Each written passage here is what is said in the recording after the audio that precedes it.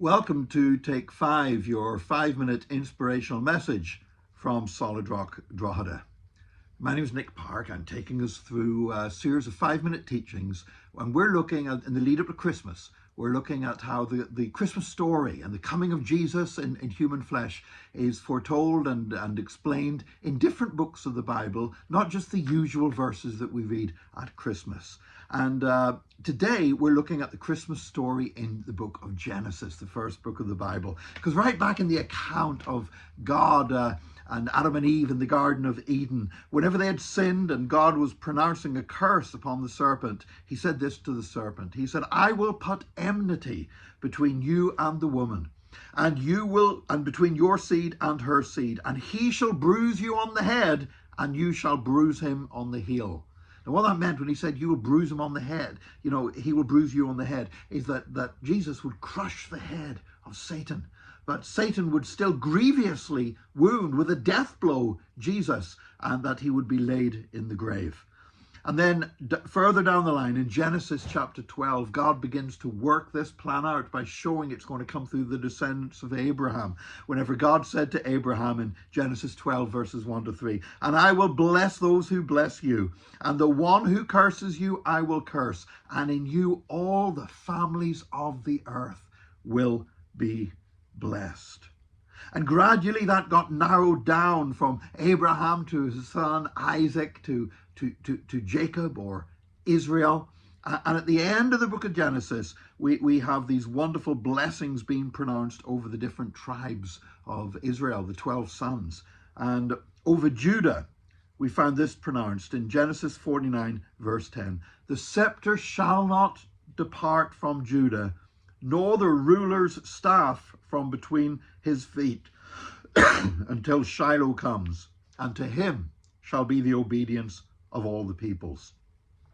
Judah was not the oldest son of Jacob. Reuben was the oldest, but because of his immorality, he was disqualified from the task of bringing the Messiah. Levi and Simeon were the next two, but because of their treachery and violence, they were disqualified. So the next one was Judah. And Jesus is descended from Judah. He's the Lion of the tribe of Judah. But it's this where it says that the scepter shall not depart, speaking about kingship, nor the ruler's staff from between his feet until Shiloh comes.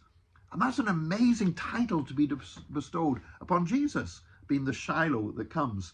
Because Shiloh, in every other reference when we find this word used, it refers to, not to a person, it refers to a city. The city of Shiloh. Shiloh was the place where the tabernacle of God remained until it was taken to Jerusalem and until the temple was built. But at Shiloh, whenever Samuel was prophesying and Eli and all of that stuff, the tabernacle, the presence of God among his people, the visible presence of God among his people was in Shiloh. And now we see the same thing, Shiloh, being applied to Jesus. Just like in John's gospel, it says that he dwelt among us, and it's like he tabernacled among us, like the tabernacle at Shiloh. And this is a wonderful little picture in Genesis of Jesus and how he would come and how he would be born and what he would do, because there are parallels between the tabernacle at Shiloh and Jesus himself. The tabernacle in Shiloh was temporary. It was a temporary resting place for the Ark of God until the temple would be built as a permanent home. And in the same way, Jesus came and lived among men, but he did so temporarily, just for 33 years, until after his death and resurrection, he ascended into heaven, where he goes to prepare a place for us, and we will be with him for all eternity. Also, the tabernacle had a humble and unattractive exterior. Inside it was beautiful, but outside it was just plain boards and animal skins. If you looked at this tent of meeting that the tabernacle was at Shiloh, it was a humble and unattractive looking structure until you went inside. And Jesus, the Bible says that when Jesus came, that he was not attractive to men. He wasn't like the greatest looking guy that just caught your eye as soon as you came by. And people rejected him. He was despised and rejected of men. And yet he was carrying Godhood in himself. The tabernacle was where God met with man. And Jesus, where God and man met together perfectly in the incarnation of God the Son in human form. The tabernacle was the place where the law was kept. The tablets with the 10 Commandments on were put inside of the Ark of the Covenant, and they were kept inside the tabernacle. And Jesus was where the law was kept, in the sense that he kept the law perfectly, so he could be the one, the perfect righteous one, who died on the cross in our place. And of course, the tabernacle was the place where the sacrifices were made. People would come and offer their sacrifices at the tabernacle at Shiloh.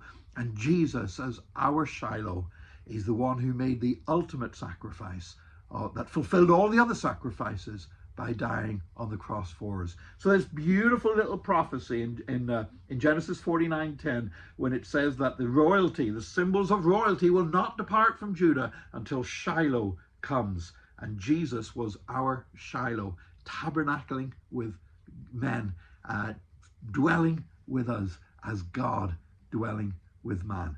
And that's the message of Christmas, wrapped up in a nutshell here in the book of Genesis.